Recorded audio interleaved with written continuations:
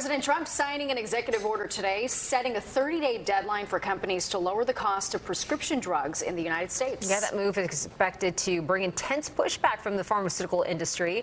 Fox 6's Sharon Crowley joins us now with the details on this. Sharon, it was interesting seeing Trump give this speech, saying he talked one-on-one to one of these pharmaceutical heads. He absolutely did. Earlier, I would say last week, he's been doing this since he actually took office for his second term. President Trump using the power of the executive branch, threatening to punish drug companies unless they lower prices on prescription medicine. He says Americans have been getting ripped off for far too long. The first time in many years, we'll slash the cost of prescription drugs, and we will bring fairness to America. Drug prices will come down by much more.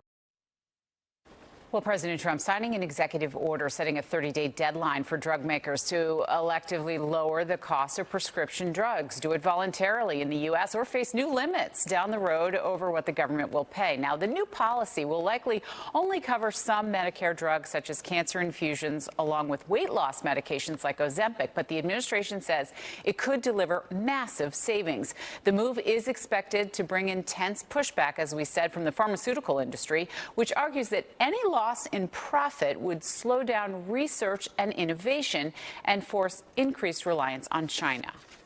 The people in the U.S. pay higher drug prices than people in other countries for the very same drugs. Doesn't make a lot of sense to people, and it doesn't seem very fair.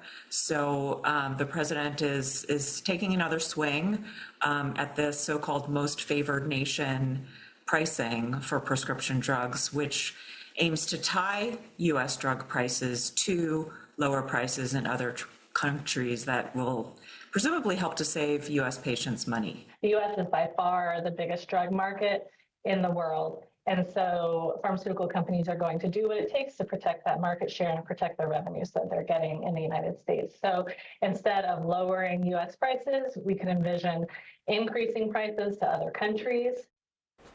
Well, President Trump did try to lower drug prices with an executive order at the end of his first term, but that attempt was eventually blocked in the courts. So we'll have to see what happens this time. Yeah, very important. All right, Sharon, thank you.